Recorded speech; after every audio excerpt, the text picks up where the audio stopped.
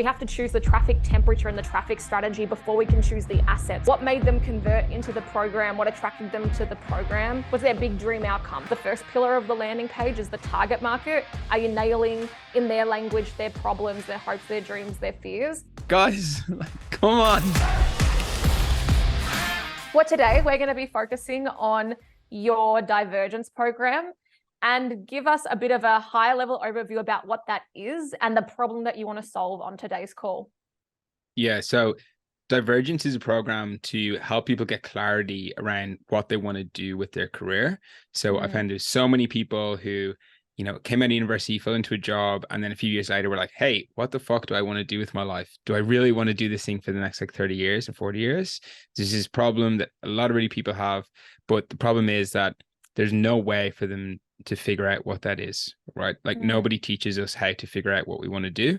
And so I basically had this problem myself, spent a lot of time talking to a lot of people, you included, reading a lot of books, listening to a lot of podcasts, and kind of figured out a process that works to get to that point where you have clarity around what job you want to do. And so the Divergence program is essentially that translated into 4 weeks. So it's 4 weeks of live programs where you go through it with a cohort. And at the end of it, then you've got peace of mind and clarity around what you want to actually do with your career. Amazing.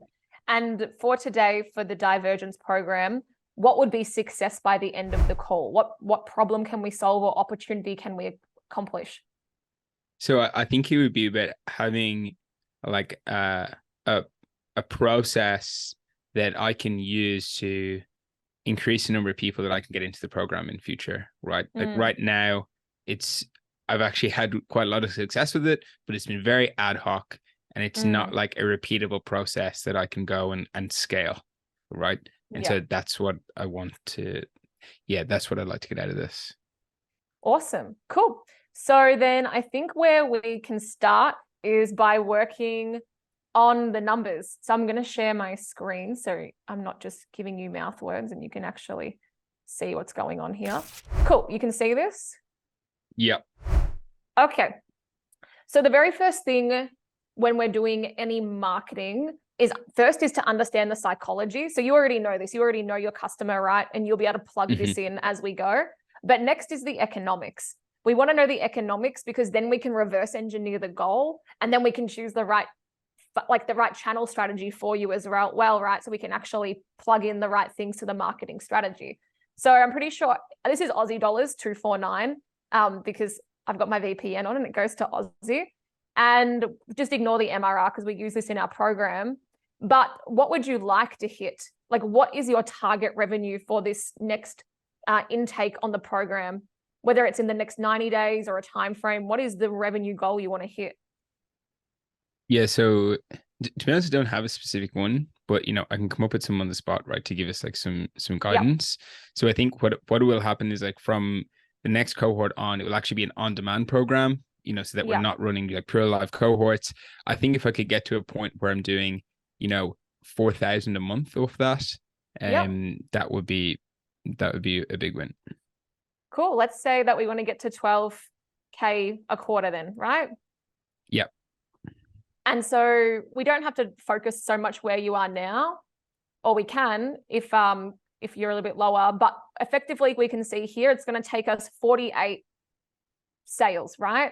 And at the moment, you're not doing any sales calls. It's all automated through the page, yeah? Correct. Yeah, cool. And so what we want to figure out now then is what's going to be your channels. We've got the one target. Next, it's what's the channel that can be predictable and consistent. And then the sales mechanism. That's the next thing, right? Okay. Cool. So at the moment, one of the questions that you had was, how can you bring in people earlier in the buyer's journey? What are you doing at the moment and what's currently working? So what I'm doing at the moment is I have the podcast. Yeah. I have a lot of LinkedIn content and then Instagram content, right?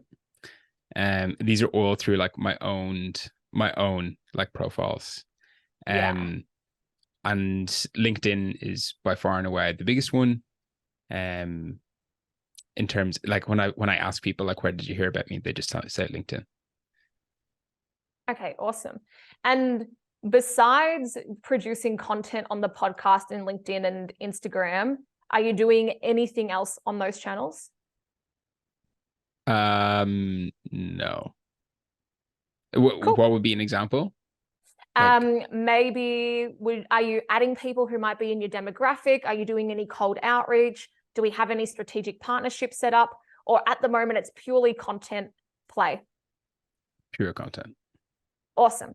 Which is great to have, right? Because that will build your authority. But obviously, it's frustrating because it's not consistent and nor is it predictable. So that brings you to, okay, when we're choosing the channels, because we have to choose the traffic temperature and the traffic strategy before we can choose the assets, right?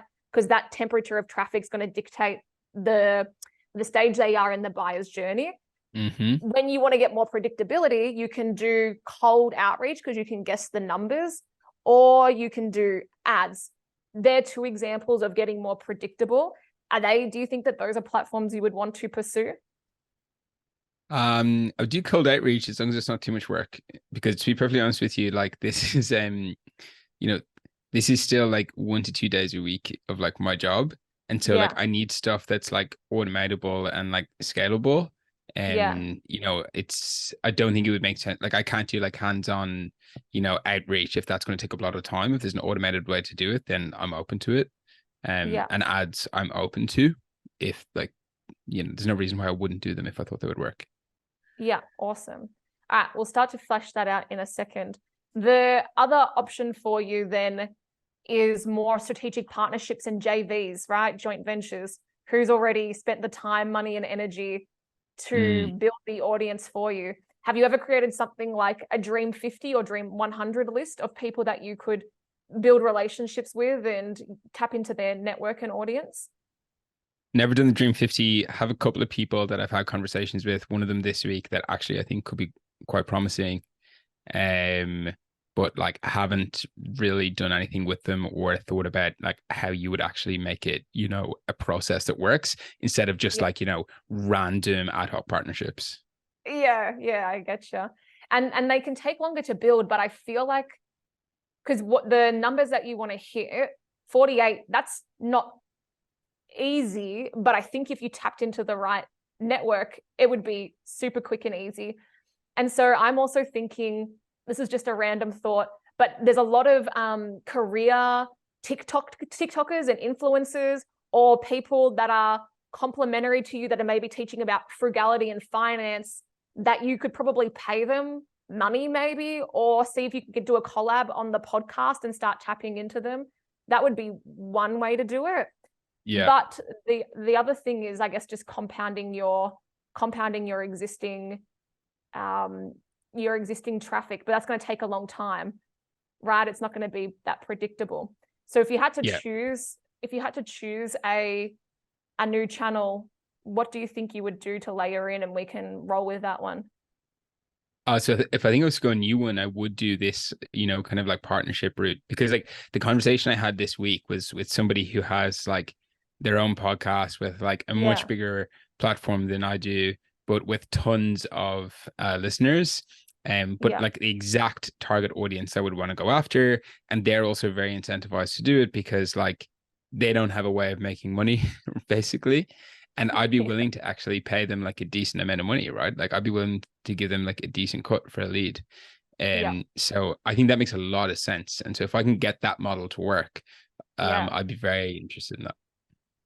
Which is exciting, right? Because it all just comes down, it's still lead generation, but instead of fishing with a single rod, now you're going to try and fish with a big trawler, because if you can catch one of these whales, they've got all of the fish that you're going to need, right? Have you thought about anybody who's a good example that we might be able to use, or any niche or any complementary services that we could go after? Yes, well, I don't want to say the guys I'm talking to right now, but so there's an example which would be, this would be slightly different, right? But this is actually somebody I had on the podcast, who's like relatively big like TikTok and Instagrammer, all about kind of like finding your purpose and like career guidance and whatever else. So like she would be one that I've thought about a lot. I was like, what, like I should probably do something with her. Yeah, awesome. Well, let's talk about these guys. Obviously, there can be other channel strategies, but we can talk about how to create an offer for them. And then also the back end economics of your funnel as well, right? Because I know at the moment we have the sales page and then we have the checkout. Is there anything, any ascension or anything in the back end? What do you mean? Like any upsells or any other ways to boost that AOV, average order value, for somebody who comes through? No. Okay. Awesome. Cool. That's good. We got to make some more money. So the very first part then is going to be what we would call that golden hippo offer that you could start putting out to strategic partners. And so the thing that they're going to be thinking is, so what? Who cares? What's in it for me? So if we think of this lady, this chick who has the podcast, what do you think motivates her? So like financial motivation is definitely like is definitely exists for her, because she's at the point where like she's at the point where like she's just built her audience in like the last 6 months, but like hasn't monetized it at all yet, right? So she's not like a rich influencer. Do you know what I mean? Most of them aren't. No, but you know what I mean? Like, you know, there's like ones who've like big and have their stuff already. So there's definitely like financial motivation. I think there's like, she definitely cares a lot about like her mission of like helping people to figure out what they want to do, right? Like, so we're very aligned from that perspective. And she also, I think her last one is like she's very creatively driven, right? Like she started making her pages as a way for her to like make videos and make content, because that wasn't her job, right? Her job was as like a ski instructor, and so that's you know, something that she enjoys as well. Awesome. So the what's in it for me, if you can show that there's going to be value to her audience and also show that and it's going to help her to achieve her mission, and then put that financial offer in front of her. If we pretend that you haven't spoken to her before, what do you think would be the best next step to try and talk with these guys, right? Because a funnel's just a series of micro yeses. So you don't always want to do a big knockout punch. And we've got to remember a lot of times these influencers are probably getting a lot of messages. So a good way to reach out to them or to start to build that conversation can just be, don't even say their name at the start, because they get so many messages in their inbox, just like re $500 or $1,000 partnership, or, you know, whatever it is, because they're going to see that first, because they're always getting, hey, Amanda, I love your content, blah, blah, blah. And when they're scanning through their inbox, they just basically ignore it all. So what do you think for your offer? And it's $250 at the moment. What would you be happy to pay for a customer? Yeah, so in my head, I'm like $50, like probably up to $100, to be honest, because it's like, it's, you know, it's essentially 100% gross margin product at this point. So yeah, I don't know. What do you think? I don't have benchmarks for this, right? What do you think is reasonable? It all depends on the back end, right? So for you and for anybody, the person who can spend the most to acquire a customer will always win. So it's great if you could put $50 in and get 250 out. That's going to be what, like a 5 times return on paying for the customer. That's good math. But really, I don't think you're going to make most of your money on that $250 purchase, which is why we got to understand the goal, right? Because all of this needs to serve the goal. It's cool because I know you're doing the beta program and you're building it, but now's a good time to start thinking about it. Well, what if we had an order bump on this page? So for example, with our Golden Hippo offer, the product is $17, and then we have an order bump, a $17 order bump, and say about 25% of people do that. So already now our average order value is bumped up. Then our first upsell is the launch kit, which is $147, and then the next one is $97.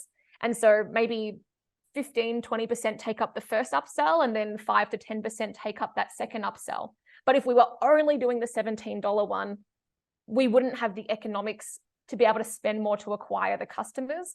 So I think that if we can talk about that next, what are like the other little offers we can put in this funnel so that you're not acquiring an average order value of 250, it's actually 500 or maybe it's 300, but then you can spend more to acquire more customers as well. Yeah. Yeah. Yeah. 100%. I think that's interesting. Also, like, I don't know if it's worth talking about as well, but like, you know, for example, if you talk about your funnel, you start off with like the lower price product and then ramp up into the higher price. Whereas like I would be kind of going the other way around, like starting off with like quite a high price. Maybe we'll talk about this in the funnel, but I do sometimes wonder, it's like, do we need a step before that? Like what brings them into that stage where they're willing to drop $250 in a program, right? Exactly. And that's where it could either be a lead magnet. So that would be a sales mechanism, maybe a VSL or webinar. Or what you're doing is this actually becomes the upsell, right? So this program is the upsell. So what you could do is splinter off a bit of this where it's a $7, I don't know, like resume template or something, or like a worksheet or something like that. And then that could be what you had at the front. And then the next thing would be the program. So there's different ways to do it, right? It all has to come back to what the goals are or what revenue, and then you could start to play with all of this. Mm-hmm. Mm-hmm. Yeah.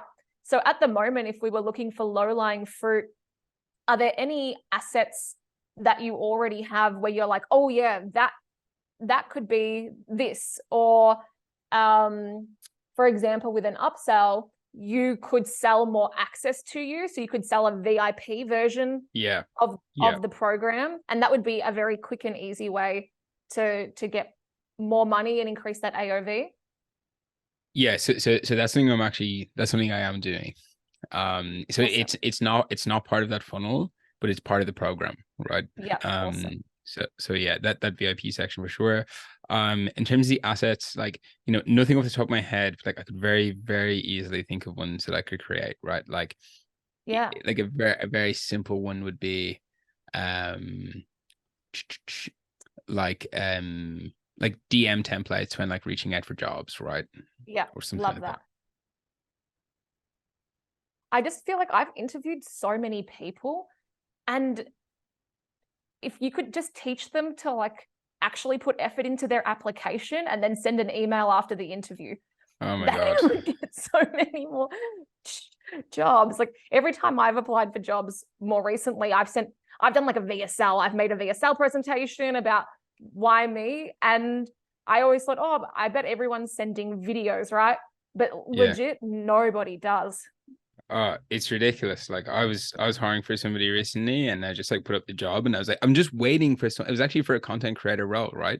So it's like, like somebody send me a good video showing me that you can make good videos and make good content, and you're basically hired. Exactly. And I get like 100 applicants, and like nobody does it, and I'm like, guys, like, come on. Yeah, bizarre. Similar to us. Okay, but we won't solve their world problems. We'll solve your world problems of how to make more money. But I think because it's hard for you to build this funnel without knowing what that revenue goal we want to hit, right? Because then it's all just the economics in the back end and where we want things to be. Because then we would know, for example, if you were going to do a webinar, we could start to plug those economics in. We might say, okay, you're going to get you're going to get a 30% sign up rate on the webinar page. 80% of those will show up, and then you will convert 5 to 10% of that traffic. And then we could literally figure out exactly where we wanted to go. I do feel like you can hit your numbers with really good strategic partners though, before you had to move to ads. So now we've gone over the dream 50-100 list. So coming up with 50-100 influencers that have your target market engaged, aren't a competitor, and probably haven't figured out how to monetize their audience, which is a big frustration for a lot of influencers. Then deciding on how to position that offer to send to them. It also depends on whether they have an email list, right? Because then we're going to think of the next step. They're like, yep, all good. Do they need to have an email list? Because some of them don't have the foresight to build an email list either. All they've got is their audience. How do you want to engage with those people? Or would you prefer they must have an email list? I don't mind if they don't have an email list personally. Yeah. Yeah, because And it would I be, think yeah. like, probably from my own perspective, like I only started building an email list like to sell this program, and it's like still quite small, and I sold a lot of it without anybody ever being on the email list, right? So it's like it's I'm sure they're powerful, but like they're not necessary. It doesn't seem like it's necessary either, Yeah. right? So it's like I Awesome. wouldn't like exclude people if they don't have one. Cool. And so what would you want them to do? Like, how would you like to engage with them, and how would you want to get in front of their audience? Yeah, it's a good question. Like, I think I think they like it would be great for like me to make content with them, right? So like Mm, something that is like organic as possible, right? So if yeah. they have a podcast, I come on their podcast as a guest. Like I chat about my thing, but like we record, like if they want to then roll out, actual advertisements onto their podcasts, like create them with Mm, me so that they're like organic and natural. Um, what else?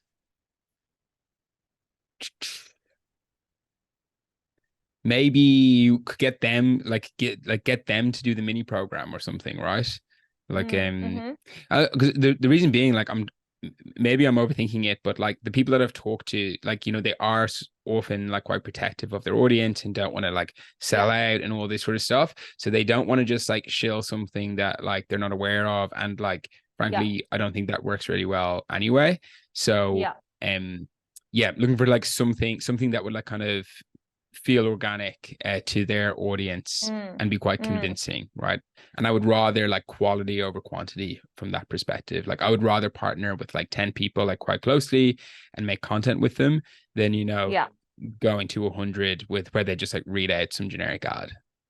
Yeah. And especially when you're starting a program, when we did the Golden Hippo offer workshop, we did a thing called co-creation, which it sounds like that's what you're doing, right? And so we had a pretty good idea of what we wanted to do, but over 4 days we had 54 people. And then it was crazy. It was like 3 hours a day. People would just stay on the line and have these live Q&As. But the reason we did that was, one, so we could make the most epic content, because you have the curse of knowledge, right? And then you can find the friction points before you move it on. And number two was to get really good testimonials and Mm-hmm. video testimonials. And so one thing that comes to my head is, I wonder if with these people, you could find 5 or 10 of them who are going to be ambassadors, and you might let them in the program for free, right? But what would happen Mm-hmm. is you'll have their video testimonial at the end of it, you'll have their familiarity, and you'll be able to leverage that if you did want to run ads in the future. So you'll have like 5 or 10 people with an audience that you could leverage. But Yeah. what I'm thinking is, as part of that content play, I've never done this idea. This is just like a random idea. Then they could post it on their social. They're like, oh, I'm joining Stephen Duke in this divergence program, and he's going to let me bring on 5 people from my audience. Yeah. If you want to join, DM me career change, and you can actually be with me inside the program.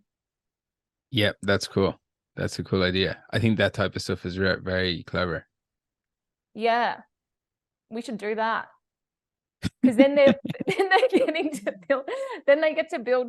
It's like, okay, one of the objections is, oh, I don't want to be a sellout. Cool. Well, if this program interests you, you can have access to it. You can bring in 5 of your audience members, and you can make content and build a relationship more with your audience. Like, you can get closer to Mm. your audience. And then maybe what you'll do is, I'm just trying to think how you can make it as easy as possible for them. But I know what you would tell them to do. They need to post 3 times at different times. Maybe it can be on their stories or on their feed.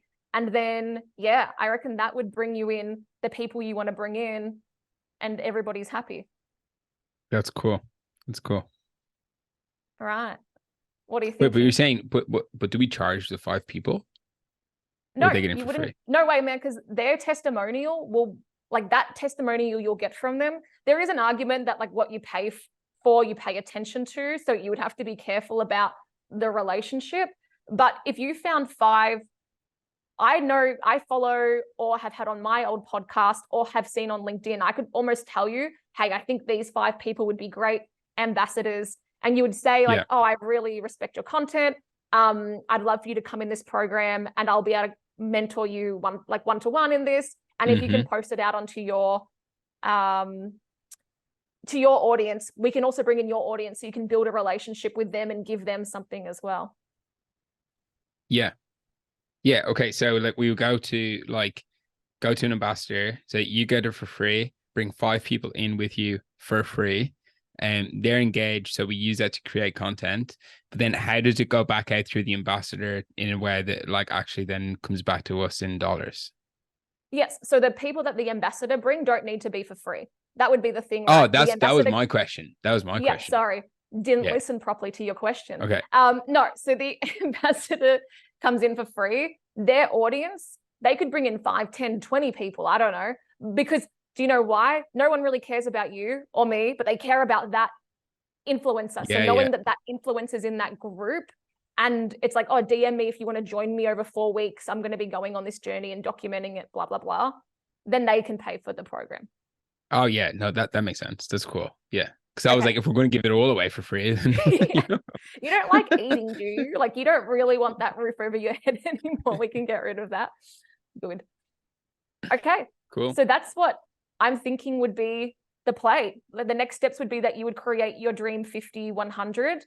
I've got a couple of ideas that I'll send to you after the call.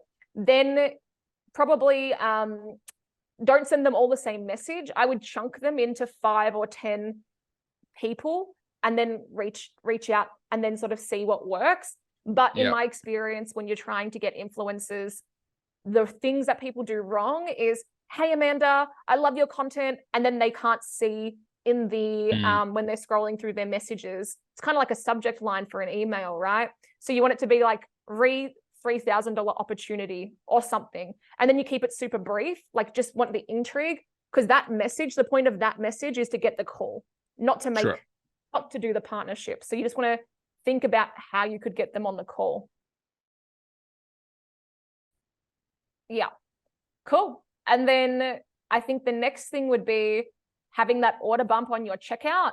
So what's a $15, $20 thing that you can add that will be a no-brainer basically? With an order bump, you just want them to add it and that's it.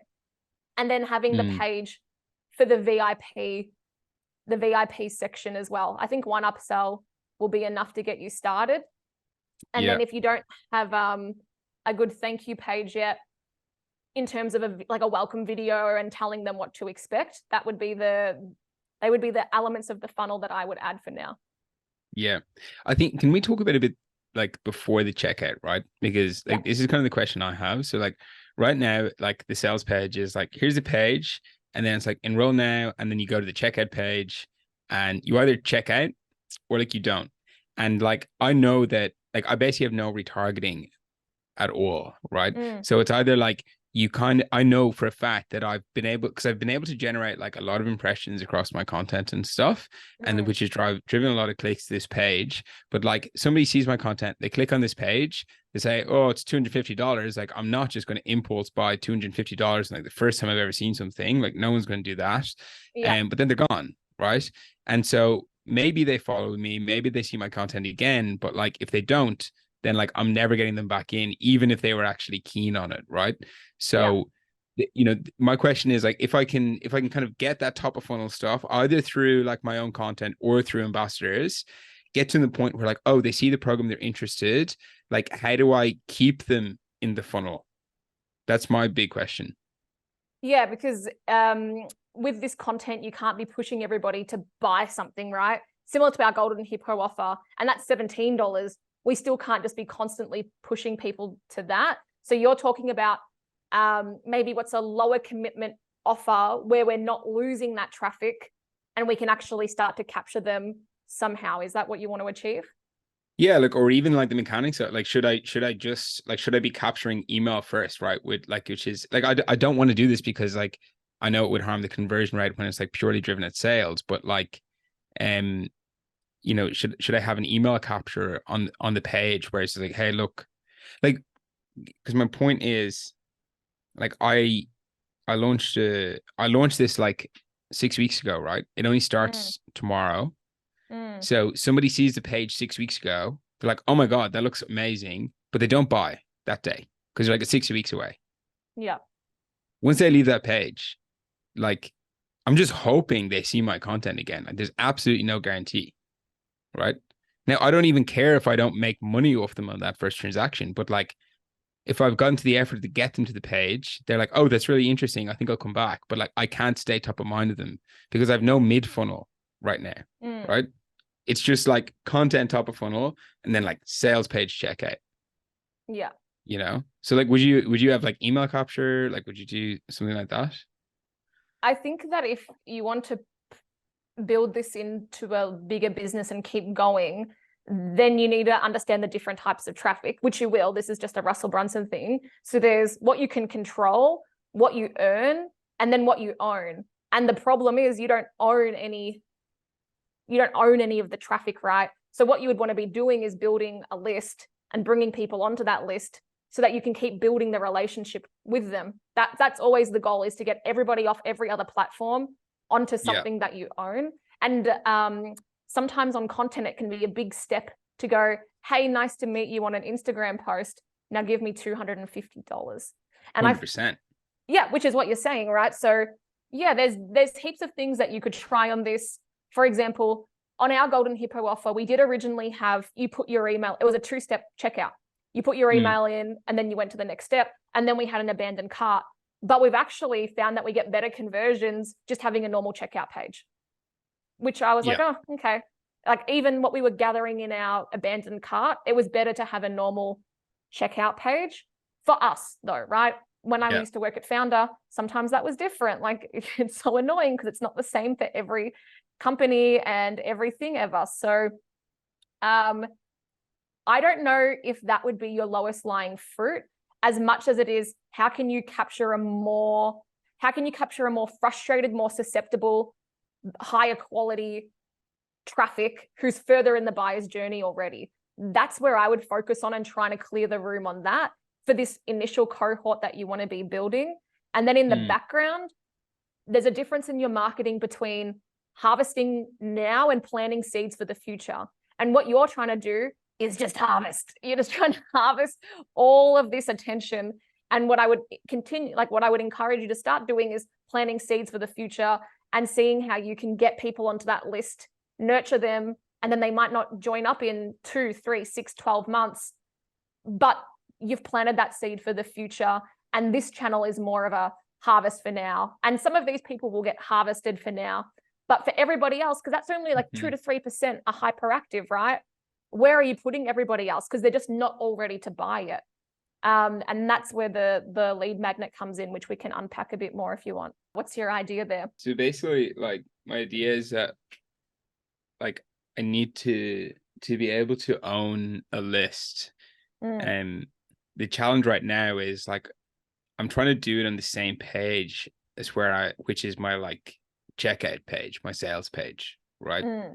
So what I want to do, what I've said is like I should have a separate thing that people sign up for, right? So yes, that can be a lead magnet, but also like be very easy for me to have like, you know, the 2 roads email list, email, you know, where I just like a newsletter, right?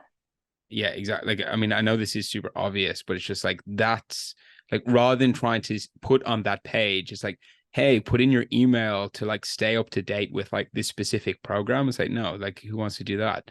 But it's like, if I have the 2 roads and that's what people are signing up for, you know, and that builds over time. And then I can keep this page as the actual conversion focused page because it converts relatively well. 100%. I think that's a great idea. And then in your podcast, on your LinkedIn, your Instagram, you can start saying, hey, join the 2 Roads newsletter. I give you this value. This is what you're going to get every Saturday. It's one piece of career advice. Last week was, are you in a toxic workplace? And this week it's going to be about blah.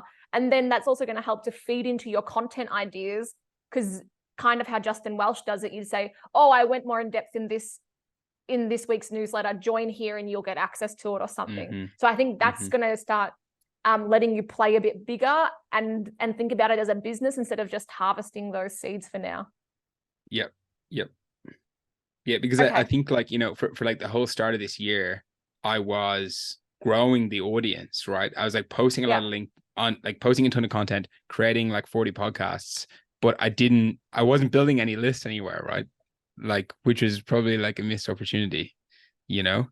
And so yeah, I'm kind of like doing a lot of that like front bit, but I'm not getting people Yeah. to go anywhere.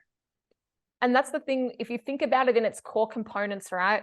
There's authority and you're building that. That's awesome.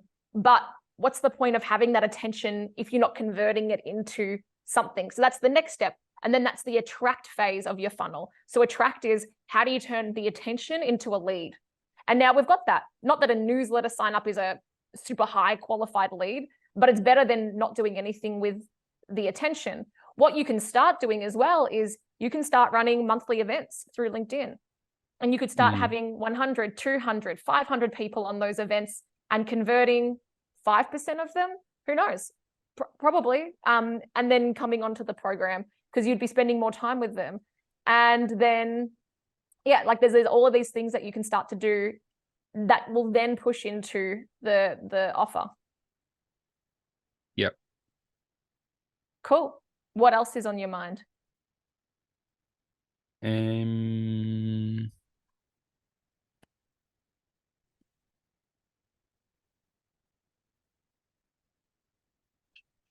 Not a whole lot, to be honest. I think the only like, well, the you know, like the constraint for me with this is a little bit is like, okay, if I was on this like 5 days a week, like I would do all of this, right? But like the reality is like I'm not, and so I'm trying to like prioritize and do it in a way that like is actually scalable and makes sense. Yeah. Yeah. That makes sense. Here we go. Let's have a look at this. So an easy way that you can do like this prioritization now, we've just had a bunch of ideas, right? Problem to fix, the ideas. You don't need to have a hypothesis for split testing, but now you can just score everything and take out the subjectivity, potential, importance, and ease. And then that'll give you a bit of a hierarchy of what you could do next. Yeah. Do you think that will help? Yeah, I think so. I mean, honestly, I think when I look at them, you'd probably like intuitively be able to like figure out what it is as well. But you know, I'm just like, okay, I need to like pick the couple of things. But that makes sense. A bit of a random question for you, right? So, like, say you build a sales page, right? I know my audience pretty well. I know the problems. I know the solutions. So, like, I think I tap into those pretty well. But like, what other tactics would you use to figure out, you know, where is the messaging maybe not landing? Yeah. Or what's not working?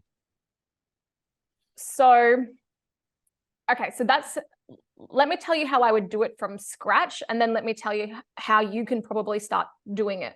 So the first thing that I always do is survey, when I work with clients or get our coaching members, is survey existing customers. So you've got that already, right?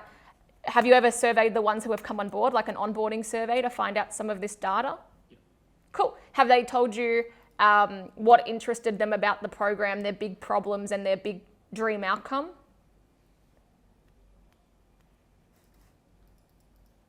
So I was losing you there for a second. Okay. Thank you, Bali Internet. Always good. Okay. So with those questions, have you asked them what made them convert into the program? What attracted them to the program? What are their pain points and what's their big dream outcome? Have they answered that in their own words? Yeah, largely. Yeah. Awesome. Cool. So we've got that information.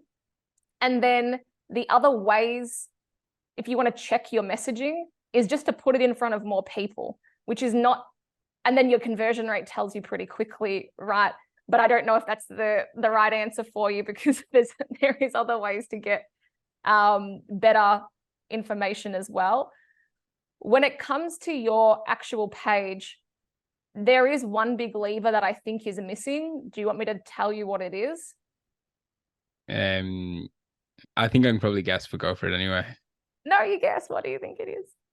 I think it's probably more about like you know, social proof and like credibility. Yeah. I think so. And even if you had on this page the logos that you've worked at, like trusted by, or even if you got the screenshots from your LinkedIn of people who have left you recommendations as well and had it more on there, especially around the people that you managed, I think that would be awesome. So here's something I prepared earlier. I've got a great video on this, if I do say so myself, which is about how to build social proof when you have none, because that's a pain in the ass. And we went through the same thing. So this video, 6 ways to create proof and get more clients, even if you have none, that will help you. And that's about manufacturing proof when you haven't actually had clients yet or customers. Yeah. Yeah, nice.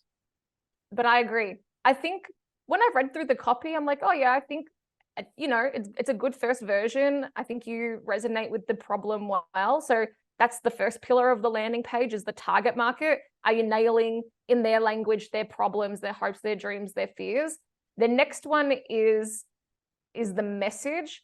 And so, I mean, maybe you could dial up pain a little bit more, because we've all been in toxic jobs that we hate, right? Or we've all been really unsure of what we want to do. So I wonder if you can dial up the headline or what it is. Mm-hmm. What do you think would be a more pain-related angle that you could go for? Yeah, I think there's something around like,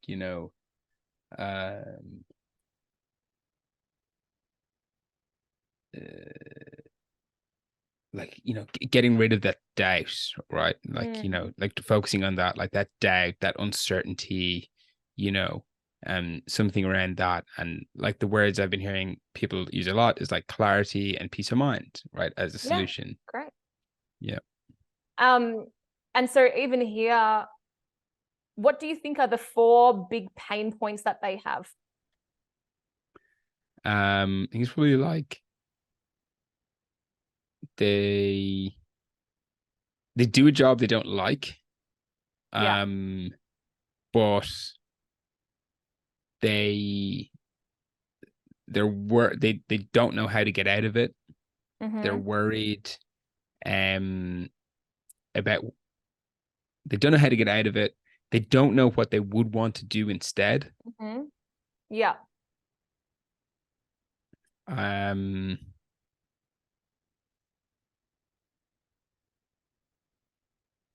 And so they don't even know how to answer that question, right? So then they're like, I don't like what I do, but I can't leave, and like I'm not sure what else I should do. But even when I go to try and figure out what I should do, I have no idea how to figure it out. I just go around in circles all the time. Yeah, I think even that's great, having that in. And whenever I'm writing copy, I'll often use voice to text, because I'm not great at writing down, but I'm good at the talking and the mouth words sometimes. So I'll just do voice to text, and I'll go through the problem, agitate, solve system. So exactly what you just did is potentially stronger copy and more in their words than when you're writing it. Because I don't know if you're like me, when I'm writing copy, I put this like auto corporate on or something, and then it's not conversational. It's hard. And then when you do the voice to text, it's really conversational. Yeah. So that would be, it's like, okay, how can we, at the start of the page, really show them that we understand the problem better than they can describe it themselves? If you can nail that, the person who can describe their problem the best, automatically to them has the solution. And so in this opening copy, I think you have a really good opportunity for them to read this and go, holy fuck, this guy ripped a page out of my journal. That's exactly what I'm thinking. How did that guy know that? And then you're going to build a bit more trust and credibility with them, and then they're going to keep reading. The social proof we've already gone over 100%. Then I think in terms of the way that you show the offer, it's all like you kind of show who the program's for and stuff. I wonder if you can show any screenshots or things of what's behind the scenes. Oftentimes when people don't go into a program, it's because they're going to give you money, but they don't know what's coming afterwards. So I haven't watched this video, but in this video, or have a video where it's like, this is exactly how the program works. And then talk about that transformation, because that's what you're selling, right? And it's something that I've learned recently from doing agency sales versus coaching sales. When I'm doing agency sales, I'm selling me. That is what people are literally buying. And I was struggling to sell coaching students And then I had some coaching from a sales coach, and I had this epiphany that I'm not selling the transformation enough, right? I'm not selling themselves on themselves. And so for your market, what have they already tried before? They're going to be frustrated, right? They've probably tried things. They probably feel underappreciated. They probably got this degree, and now there's this pressure to stay in this role because it's related to their degree. Additionally, not that I'm your target market 2 years ago, but I am. Your job is tied to your identity and your personality. Who am I if I'm not this job? I've been here for years. I've built all this clout, and I built a life here. Some of my best friends are in this job. I'm scared to leave. What should I do? And so I think if you could really hook into that problem at the start, people would really go, shit, this guy must have the solution, because he can describe the problem really well. Yeah, I 100% agree with that. Cool. Well, nailed it. That'll be $500 for today. No, just kidding. Okay, so that's what we're going to do. We're going to focus on, I don't hate the above the fold. Instead of enroll now, I might be like, join the program and blah. I don't know, because just in my split tests at Founder, I always found join or an affirmative. Do you want to give me 4 weeks and I'll help you get complete clarity, confidence, and peace of mind on what job you should be doing. And then the call to action would be an affirmative, yes, join the program. And that's kind of shifting it a little bit. I don't know if that will work, because marketing is a humbling sport and I'm not always right, but that's what I've found when I'm selling programs works really well. And then you need to have social proof a bit higher up, maybe intertwine a little bit more of your story as well. And then just all of that proof. So you want to show that you're like them and that you have a proven, repeatable system, like that hero's journey. Like, I was just like you, and then have a picture of you out in the outback. It's the stuff that you probably don't think is interesting, but that's really interesting to these people. And you're like, I quit the director of marketing at a bloody $1 billion tech company. Like, I left this, I packed it all in, I went traveling for X amount of months. And then you would have and then I started this podcast, I interviewed all these people, and I finally figured out what I love doing. It's this. Welcome, here's my program. Like, I feel like that would be a very compelling story on the page. I agree. It's funny. So like, I'm kicking off the actual program tomorrow, and this is basically my opening, right? Yeah. so putting it on the page would be good. I think so. It's a big lesson learned that Matt and I have had over the last 2 years, which is to put more of yourself out there.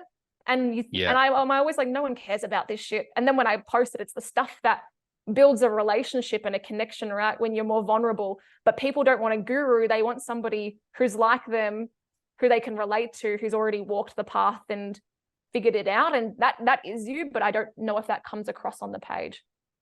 No, I think that's fair. It's something I grapple a lot with, because through the podcast as well, I try and, like, from a brand perspective, I want to be authentic. Like, I struggle with the kind of like bragging element of it. Not because I don't think they work, but it's just, and not even because I'm like against them, but it's just like not my personality. And like, I want to kind of remain as authentic as possible.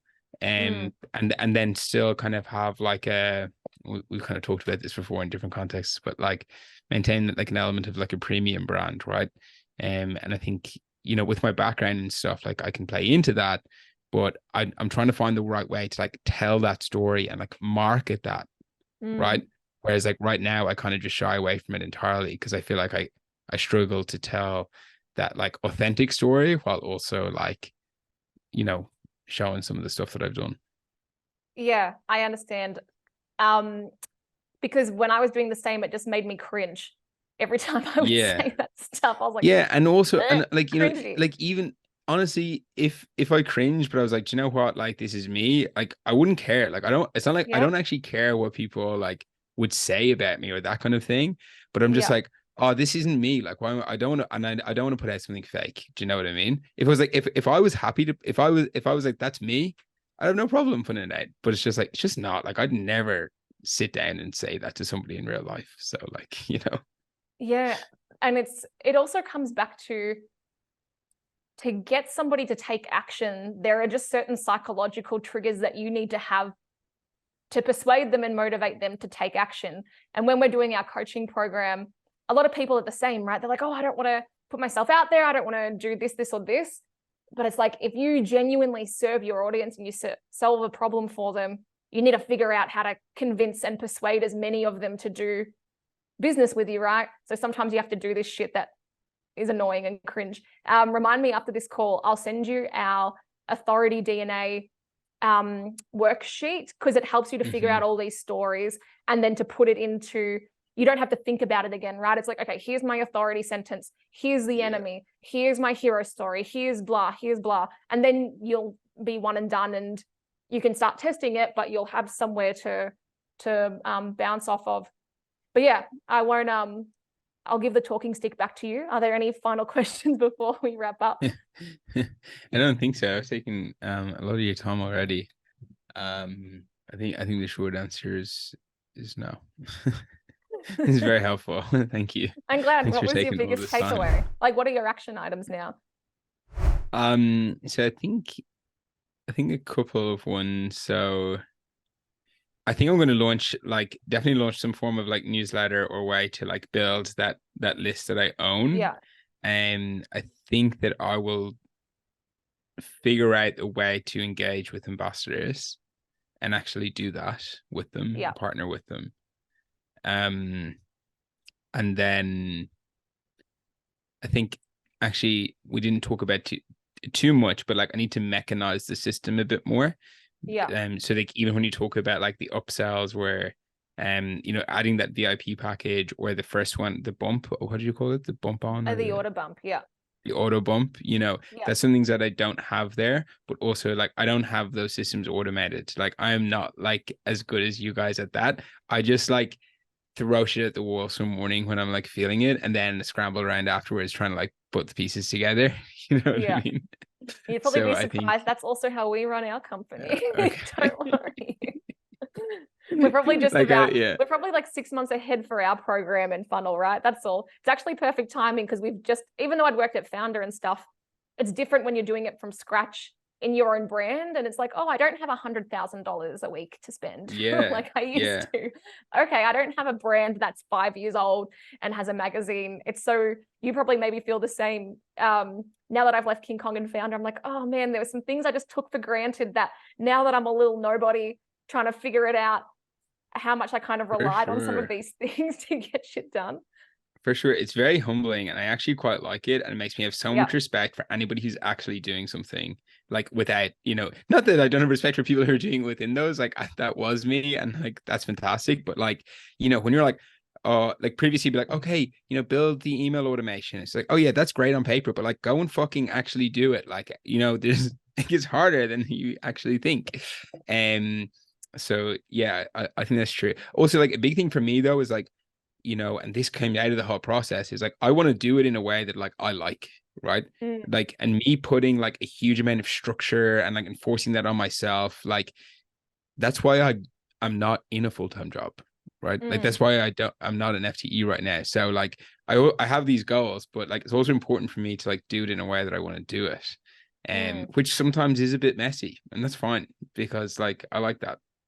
And you'll learn, right? Fail fast. It's you don't like, from all the people that we coach, a lot of them just never take action, because they're always like, oh, what if I'm like, you've just made up 10, you've literally just done 5 or 10 imaginary realities that do not exist, and you've let them all dictate the action that you're going to take right now. Like, I fail way more times than I win. That's the game. You've got to go and fail 100%. Fast.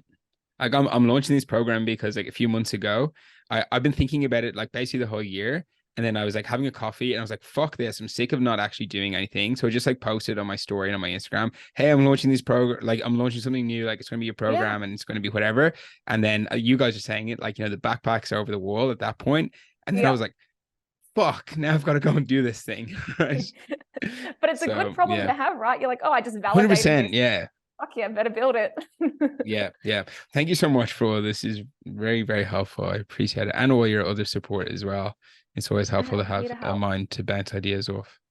Yeah, we're really excited for you, man. It's so cool to see your journey. And, you know, we started from the Wayfly and now we're here. And got to see your journey evolve. And the one other thing that I would say that will make your life easier is, I know it's maybe a bit boring, but do the numbers. Because if you do the math in a spreadsheet, it takes the guesswork out of it. And then it's not like, oh, what should I do and where will these leads come from? It's like, oh, why isn't this channel hitting targets? And it's a much better problem to be solving. Like, oh, why isn't this is meant to be generating me 20 sales a month. Why isn't and it's just a better way to think about it, but you'll crack it. It's fine. Come back to me when you've made like $5 million and you can take me out for a beer or something. Deal. All right, man, I'll let you go. I'll chat to you soon. Thank you so much. I appreciate it. Hey, just before you go and watch some cat dancing or another crazy Mr. Beast video, I've got something to give to you. All of the most successful businesses in any industry are dominating with this one thing. It is a golden hippo offer. And I've just launched my Golden Hippo Offer workshop. It has quick, actionable videos to walk you through my exact proven system. It has all of the plug and play templates you need to create and deploy your industry dominating offer. And I've just launched it for an insanely low amount. You can find the link in the comments and in the description of this video. And it's already getting students results like this. And I've got to say that I learned more about marketing. All my conversions, like 7 or 8% to about 12%. Some days I've been 50% lead gen conversions. To get you a lot of leads, scale your business, yeah, I would definitely recommend this workshop. More about sales, more about getting great offers with a Golden Hippo offer. One of the biggest wins for me was to come up with my own offer that I'm going to be testing with my audience. And I think it's going to be a really good offer. Than I have in my entire 42 years on this planet before then. Thank you guys so much. It was a very tiny investment on my part, and you guys helped me get 7 clients during those 4 days. And at $3,500 a pop, that's a pretty good ROI for you guys. So thank you so much. Remember, change your offer, change your business. Click the link in the description or in the comments below, and I'll see you on the inside.